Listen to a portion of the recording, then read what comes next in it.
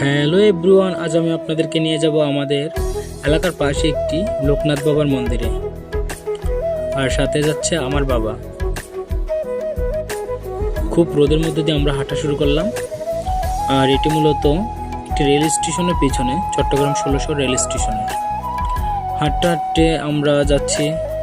আর হেঁটে যেতে হয়, যেহেতু রেল লাইনের উপর দিয়ে তো আর কোনো গাড়ি চলাচল জায়গা নেই, তাই জন্য আমরা হেঁটে যাচ্ছিলাম। যাই হোক, এটি মূলত চট্টগ্রাম 1600 রেল স্টেশনের পেছনে অবস্থিত।